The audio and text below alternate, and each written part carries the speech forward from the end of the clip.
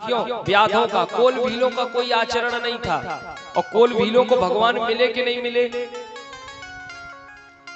कोल भीलों को भगवान मिले कि नहीं मिले? बोले हाँ, कोल भीलों को तो मिले। तो बोले महाराज हमें लगता है ध्रुव, हमें लगता है भगवान उनको मिलते हैं जिनकी आयु ज्यादा होती है। तो बोले ध्रुवस्य आयु का, ध्रुव की क्या आयु था? 5 वर्ष के ध्रुव, उनको भगवान मिल गए। तो बोले महाराज हमें ये लगता है जो ज्यादा पढ़े लिखे होते हैं उनको भगवान मिलते हैं। सुखदेव जी महाराज कहते हैं का विद्या गजेंद्रस्य, बोले हाथी गजेंद्र, गजेंद्र की क्या विद्या थी जो भगवान मिल गए? तो बोले महाराज भगवान फिर ऊंची जात वाले को मिलते होंगे। तो बोले का जाति विदुरस्य, विदुर की कौन सी जाति थी? बोले महाराज विदुर, बोले विदुर दासी पुत्र थे और भगवान ने उनके यहाँ जाकर केले के छिलके खाए। बोले महाराज केले के छिलके? हाँ केले के छिलके खाए।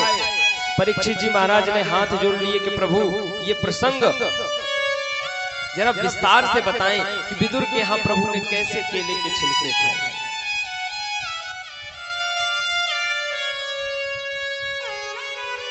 सुखदेव जी महाराज कहते हैं कि राजन परीक्षित, राजन परीक्षित, बात उस समय की है जब पांडवों को दुर्योधन लाक्षागृह में जलाने का षड्यंत्र रच रहा था। महात्मा विदुर को यह बात पता चली तो विदुर जी महाराज जैसे ही पता चली तो धृतराष्ट्र के पास पहुंचे और धृतराष्ट्र के पास पहुंच करके विदुर जी कहते हैं कि महाराज ऐसा सुनने में आया है, ऐसा सुनने में आया है कि ये दुर्योधन पांडवों को लाक्षागृह में जलाने का प्रयास कर रहा है। मेरा निवेदन इतना है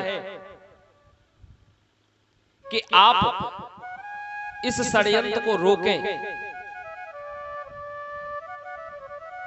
दुर्योधन की बुद्धि उसके मामा शकुनी ने विकृत कर दी है। धृतराष्ट्र को समझा रहे हैं विदुर जी। बोले महाराज यदि एक प्रदेश को बाहर करने से, एक प्रदेश को खत्म करने से एक देश सुरक्षित होता है तो उस प्रदेश को खत्म कर देना चाहिए। यदि एक जिला को खत्म करने से एक प्रदेश सुरक्षित होता है तो उस जिला को खत्म कर देना चाहिए।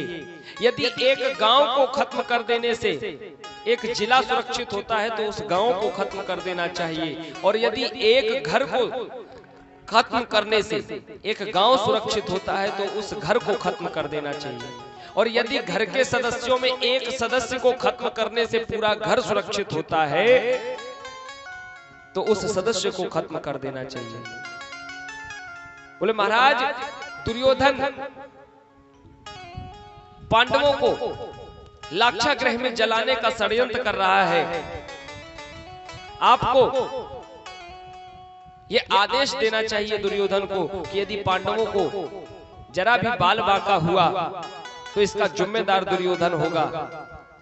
विदुर जी इस तरीके से धृतराष्ट्र को समझा रहे थे कि उसी समय दुर्योधन आ गया। दुर्योधन बोला क्यों दासी पुत्र मेरे पिता को मेरे खिलाफ भड़का रहा है। आज विदुर से दुर्योधन ने काका नहीं कहा, महाराज नहीं कहा, मंत्री नहीं कहा, बोला दासी पुत्र मेरे पिता को मेरे खिलाफ भड़काता है। हमारा ही नमक खा रहे और हम ही से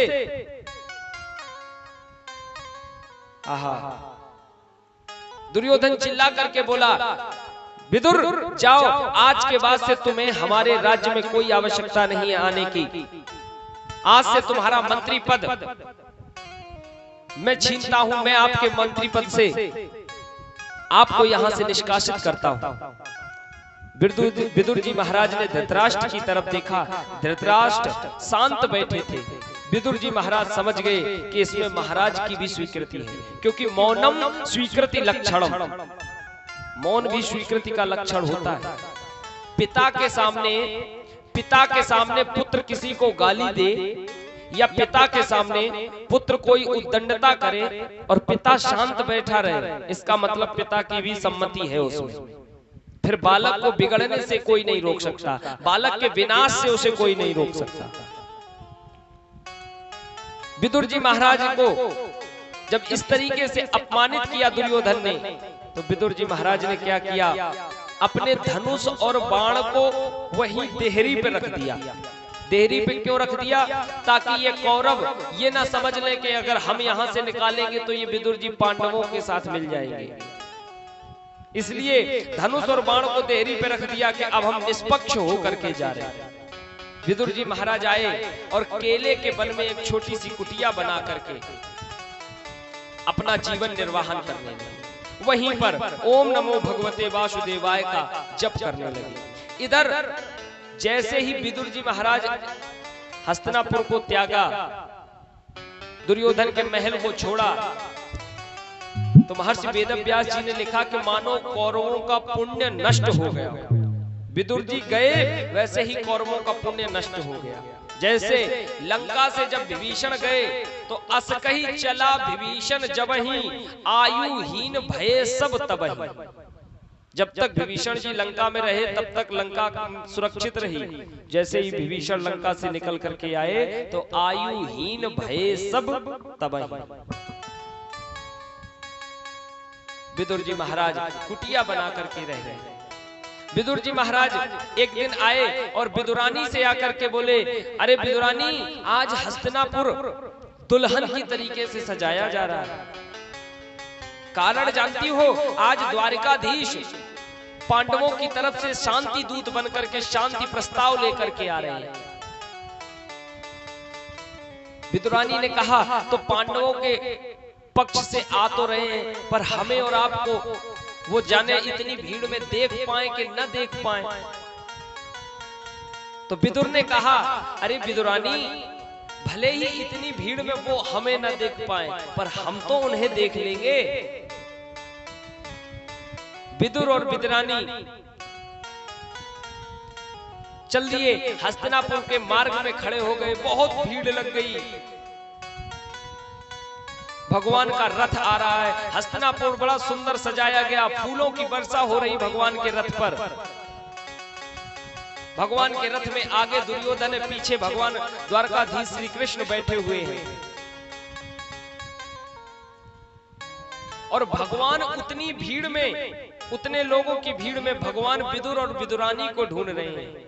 क्यों? क्योंकि भगवान कहते ना, भाव का भूखा हूं मैं, भाव ही बस सार है, भाव से भज लो मुझे तो भव से बेड़ा। बस भाव का खेल है। भगवान ये नहीं कहते हमारे पास आप सोने का छत्र चढ़ाओ। भगवान तो कहते हैं पत्रम, पत्र। कौन सा पत्ता? पत्राणी नहीं का, पत्रम, पत्र। तुलसी का एक पत्र चढ़ा दो। तुलसी का पत्ता ना मिले कोई बात नहीं, पुष्पम, फूल तो मिल ही जाएगा। कहीं फूल भी ना मिले तो फलम, फल चढ़ा दीजिए कोई भी।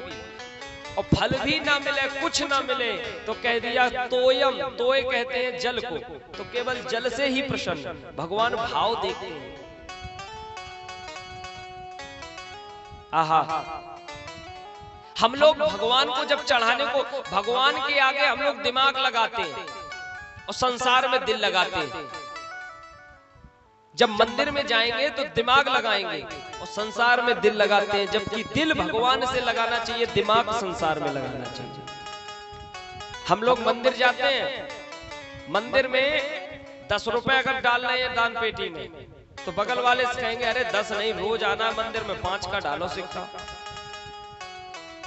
और वही हमारे लड़के की शादी है, हमारी लड़की की शादी है, तो अपने द्वारे बैठ करके ये कहेंगे कि हमने अपने लड़के की शादी में 10,000 रुपए की दारू पिलाई थी, 10,000 की दारू पिला दी, उसमें कष्ट नहीं हुआ।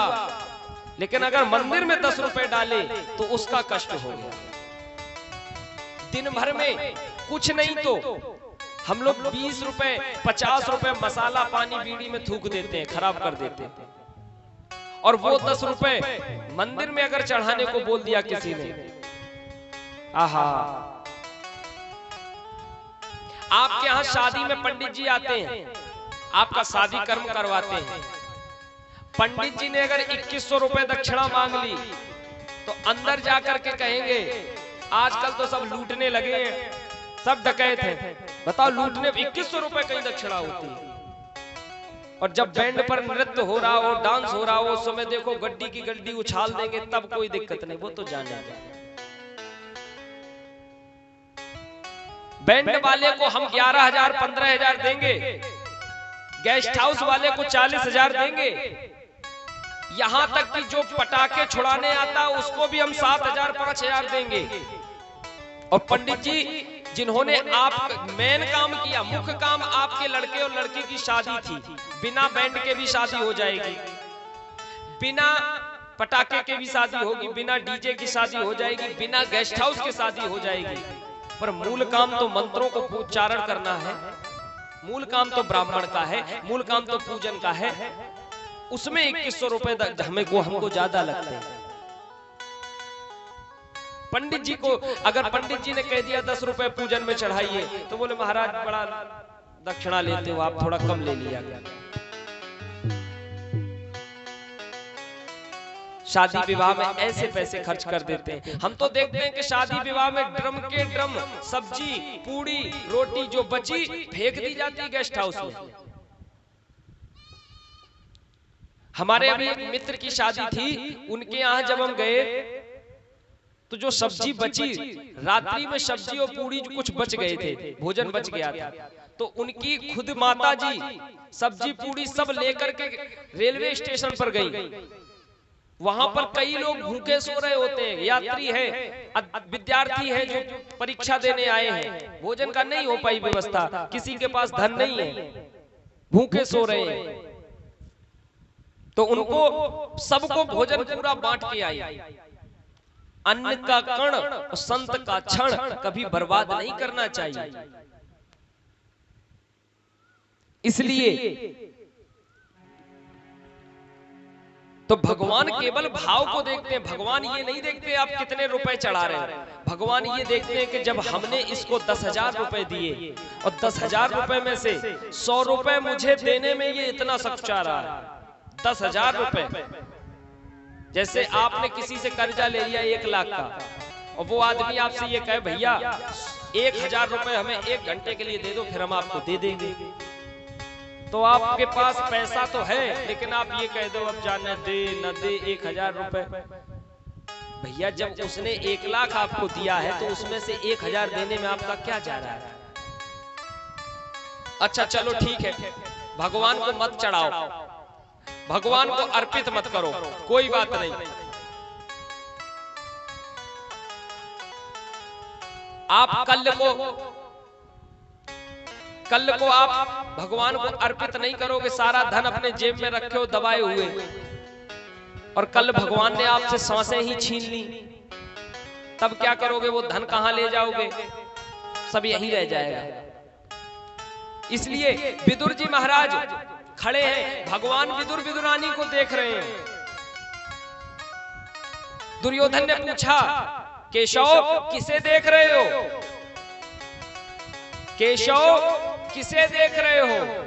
तो भगवान ने कहा ना हम इधर देख रहे हैं, ना हम उधर देख रहे हैं, ना हम इधर देख रहे हैं, ना हम उधर देख रहे हैं, हम नजारा देखने वालों की नजर देख रहे हैं।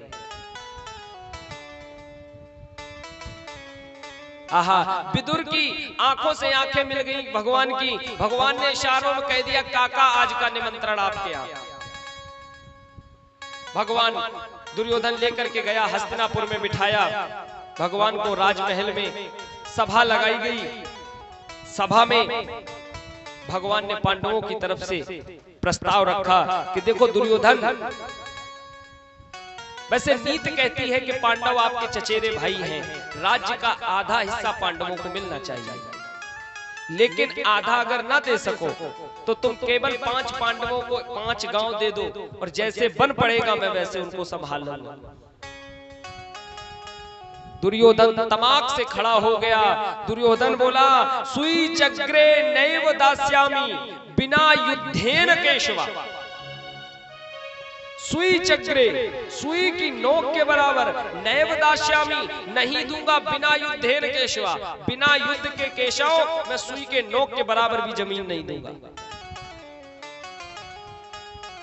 भगवान ने कहा तुम्हें नहीं देना तो मना कर दो, पर युद्ध के लिए पांडवों को ललकारो नहीं, पांडव स्वाभिमानी है, बिना कुछ दिए रह लेंगे, लेकिन अगर तुम ललकारोगे तो दुर्योधन तुम इस युद्ध की भीषणता का अनुमान नहीं लगा सकते। कितना भीषण होगा, जाने कितनी मांगे विधवा हो जाएंगी, जाने कितने बच्चे अनाथ हो जाएंगे, जाने कितनी बहनों की राखियां धरी रह जाएंगी।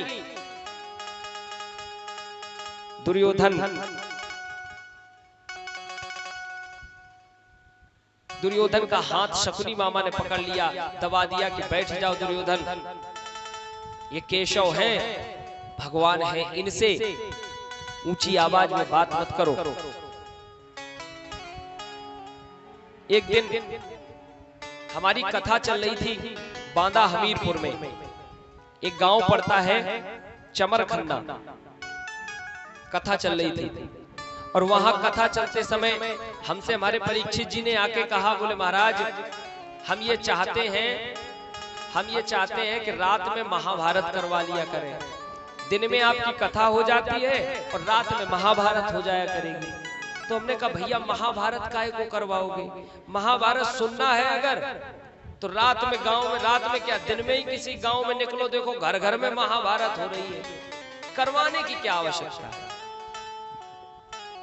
मैं ये कहता हूं कि उस कथा को सुनने से क्या फायदा, जिस कथा में एक भाई दूसरे भाई के लिए ये कहता हो कि मैं सुई की नोक के बराबर भूमि नहीं दूंगा। अगर सुनना है तो रामचरितमानस सुनो, जहां पर जो राज सिंहासन है फुटबॉल बना है, बड़े भाई ने कह दिया भरत बैठेंगे और भरत कह रहे जब तक बड़ा भाई नहीं आएगा तब तक मैं नहीं बैठूंगा। कथा सुननी है तो रामचरितमानस सुनो। सिंहासन की लड़ाई, भरत नहीं बैठे सिंहासन पर, भरत ने, वशिष्ठ ने भरत से कहा भरत बैठ जाओ सिंहासन पर, जब तक राम नहीं आते तब तक, जब राम आ जाए तो उतर जाना। भरत ने कहा महाराज हम सिंहासन पे नहीं बैठेंगे, अगर हम सिंहासन पर बैठे तो ये पृथ्वी रसातल को चली जाएगी। वशिष्ठ ने कहा कि बड़े बड़े पापी राजा राज्य करते हैं तब ये रसातल में नहीं गई, और तुम रसातल में तुम बैठोगे रसातल में चली जाएगी। भरत कह रहे हैं हाँ प्रभु ये पृथ्वी रसातल में चली जाएगी। क्यों? क्योंकि पृथ्वी बड़े बड़े पापी जब पाप करते हैं तो ये सोचती है कि ये तो पापी है, इनका धर्म है पाप करना, लेकिन जब भरत जैसा राम जी का छोटा भाई बड़े भाई के होते हुए गद्दी पर बैठ जाएगा तो ये पृथ्वी का भरोसा हम सबसे उठ जाएगा और ये पृथ्वी रसातल को चली जाएगी। आहा, दुर्योधन बैठ गया। दुर्योधन बोला कि केशव हमारी मैया गांधारी ने 56 प्रकार के व्यंजन बनवाए हैं, मेवा के व्यंजन है, मेवा के, चलो व्यंजन खाओ चल के, भोजन करो चल के। भगवान ने कहा कि दुर्योधन भोजन 2 ही शर्तों पर होता है, या तो पहली शर्त होती है कि खाने वाले के पेट में भूख हो, खाने वाले को, भोजन करने वाले को भूख हो, और दूसरी शर्त ये कि भोजन कराने वाले के मन में श्रद्धा हो। न तुम्हारे मन में श्रद्धा है न हमारे मन में भूख है, न तुम्हारे मन में श्रद्धा है न हमारे मन में भूख है, हमारा निमंत्रण तो आज विदुर के यहाँ है। दुर्योधन बोला उस दासी पुत्र ने कबाब का निमंत्रण कर दिया। भगवान बोले हम, भगवान बात बनाने में तो निपुण, बोले हम द्वारिका में थे तभी हमारे पास पत्र आया था आज के निमंत्रण के लिए। आहा, भगवान इधर विदुर विदुरानी लौट आए अपने आश्रम में। विदुर ने विदुरानी से कहा ऐसा करो तुम घर में रुको, कन्हैया आएगा जरूर आज, मैं तब तक बाजार से कन्हैया के लिए माखन मिश्री की व्यवस्था करता। कन्हैया माखन मिश्री की व्यवस्था करने चले गए विदुर जी महाराज। इधर कन्हैया जहां विदुरानी का निवास स्थान, उस केले के वन में पहुंच गए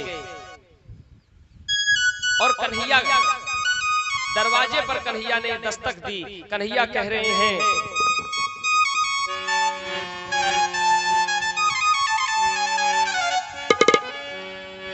कन्हैया कह रहे हैं, काकी काकी खोल दे किवाड़े हाय, बोली अनमोल सुनी ध्यान यूं उचट गयो।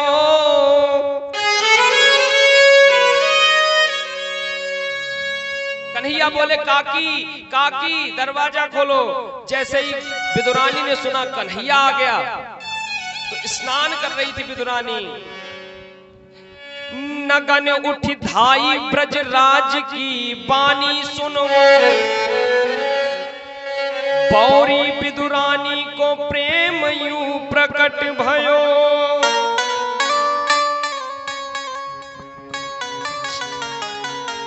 विदुरानी बिना वस्त्रों के ही दौड़ पड़ी। जैसे ही सुना, बोले वस्त्रों को बदलने में कहीं विलंब हो गया और कन्हैया चला गया, फिर तो बड़ा अनर्थ हो जाएगा। भक्त की स्थिति ऐसी होती, भक्त को तो आधे पागल होते हैं। जैसे ही आए, भगवान ने देखा कि इस हमारी काकी प्रेम के बस, भाव के बस वस्त्र पहनना भूल गई, तो भगवान ने किया क्या? जाने हूं गोविंद विशंबर है दिगंबर देह, नेह से अपनो अंबर यूं उलट दियो, कांधे से फेंक्यो पट पीतांबर पट, पीत पटका की कटी सो लिपट गयो। अपना पीतांबर फेंक दिया विदुरानी के शरीर पर। आहा, विदुरानी ने क्या किया? विदुरानी ने भगवान को बोले, अरे माधव तुम आ गए, अंदर आओ अंदर आओ। अंदर ले आई। 10 जगह तो आसन बदला, यहाँ बैठ जाओ, यहाँ गर्मी लगेगी, वहां बैठो, यहाँ गर्मी, यहाँ नहीं, यहाँ नहीं, यहाँ बैठो। 10 जगह पूरे आंगन में आसन बदल दिया। प्रेमी और पागल में अंतर नहीं होता। हमारे ब्रज के रसिका पागल बाबा कहा करते हैं, इन्हीं बिगड़े दिमागों में भरे अमृत के लच्छे हैं, हमें पागल ही रहने दो, हम पागल ही, हमें पागल ही रहने दो। विदुरानी, बौरी विदुरानी,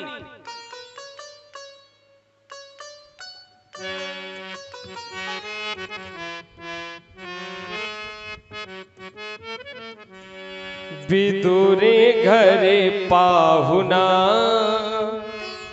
आज हरि आए, विदुरे घर पाहुना आज हरि आए, आज हरि आए, विदुर घर पाहुना आज हरि आए।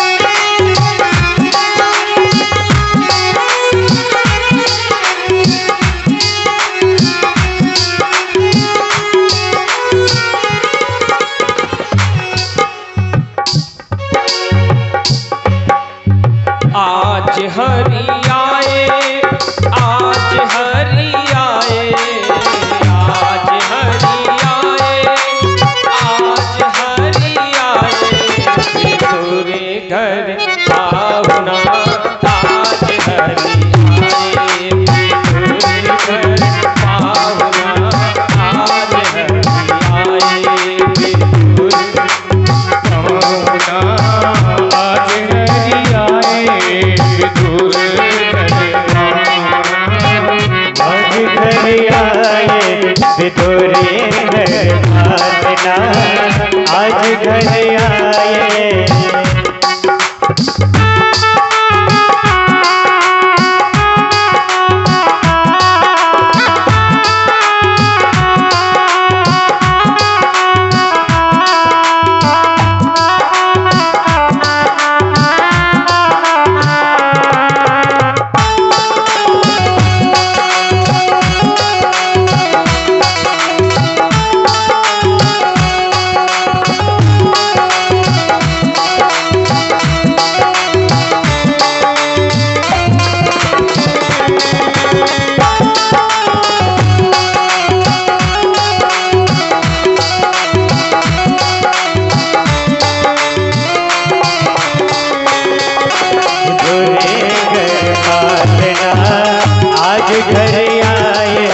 विदुर घर पालना आज घर आए, आज घर आए, हाँ आज घर आए, आज घर आए, हाँ आज घर आए, विदुर घर पालना आज घर आए, विदुर घर पालना आज घर आए।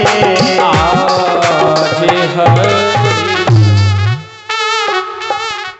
विदुर नहीं घर थी विदुरानी, आवत देखे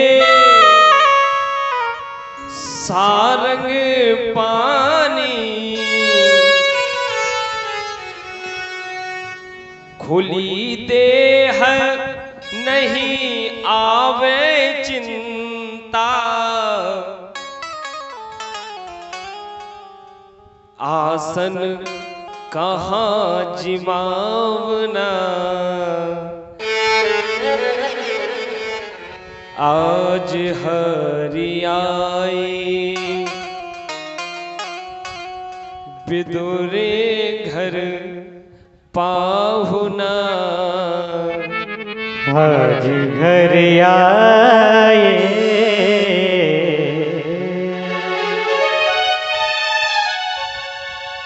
आहा, विदुरानी ने कन्हैया बोले काकी भूख लगी है। विदुरानी बोली अभी कन्हैया कुछ है नहीं, बाजार से काका तुम्हारे लेने गए माखन मिश्री। विदुरानी बोले माखन मिश्री लेने गए, कन्हैया बोले भूख बहुत तेज लगी है। विदुरानी बोली कन्हैया केले रखे हैं, केला खाओगे? कन्हैया बोले हाँ ले आओ। केला लेकर के आई एक परात में, केले को छीलती जा रही है, भगवान के मुख की तरफ देखती जा रही है। भगवान के सौंदर्य में इतना खो गई कि जो केले में गिरी भाग होता है, जो खिलाया जाता है, जो खाया जाता है, वो तो कूड़ेदान में फेंक रही है और छिलका भगवान के मुख को दे रही है कि लो बबू। और भगवान को भी देखो बड़े प्रेम से केले के छिलके खा रहे हैं। बीच बीच में पूछती है प्रभु आनंद आ रहा है? भगवान कह रहे हैं बहुत आनंद आ रहा है, दिव्य आनंद। तब तक विदुर जी आ गए। विदुर जी ने देखा विदुरानी पर बहुत रिसाए, भगवान तुम्हारे घर आए हैं, भगवान को केला खिलाती, केले की जगह छिलके खिला रही हो, हटो तुम यहां से। माखन मिश्री अपने हाथों से खिलाएंगे। माखन मिश्री खिलाने लगे। भगवान ने खाते एक कौर जैसे ही खाया, दूसरे कौर पर विदुर का हाथ पकड़ लिया।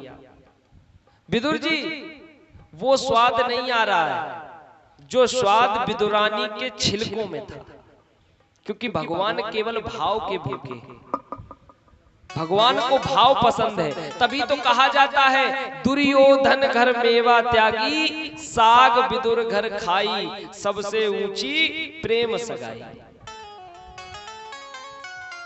भगवान राम ही केवल प्रेम प्यारा, भगवान को कुछ पसंद नहीं है, कुछ अच्छा नहीं लगता, केवल प्रेम। यहां पे तो हमारे परीक्षित जी बड़ा अच्छे मिल गए हमें। अभी छतरपुर कथा थी पिछले महीने, छतरपुर में परीक्षित जी मिल गए, अपनी धर्मपत्नी के साथ में बैठे थे। ये परीक्षित जी हमारे बड़ा ध्यान से सुनते हैं। वो तो अपनी धर्मपत्नी के साथ में बैठे, तो हमारी जैसी चौकियां लगी रहती हैं, चौकियों पर अगरबत्ती जला करती थी। यहाँ अखंड दीपक रखा है, वहां अगरबत्तियां जलती थी। तो अगरबत्ती बंद हो गई जलनी, तो हमने परीक्षित जी को इशारा किया कि ऐसे करके, हमने इशारा किया कि 2 जला लो। बैठे बैठे इशारा किया, 2 उंगली का ऐसे जला। परीक्षित जी बोले ठीक। परीक्षित जी ने जेब से निकाला अपना बीड़ी का बंडल, 2 बीड़ी जलाई। बोले लो महाराज। तो हमने कहा भैया ये तो हम नहीं सेवन करते हैं। तो अब परीक्षित जी ने कहा, बोले महाराज जल तो गई है, हमारी वाली बुझाई और कान पे खोस ली, और अपने निमित्त जो जलाई थी, बोले महाराज अब जल गई तो तलब बढ़ गई, अब लाओ पी ले लो। तो हम कहा भैया पी लो, कोई बात नहीं। परीक्षित जी पीते हुए चले गए पंडाल के बाहर। उनकी धर्म पत्नी वहीं बैठी थी, खड़ी हो गई, बोले महाराज, माधव महाराज क्षमा करियो, जे आदमी ने इतो नंगयाव करो हमारे द्वारे।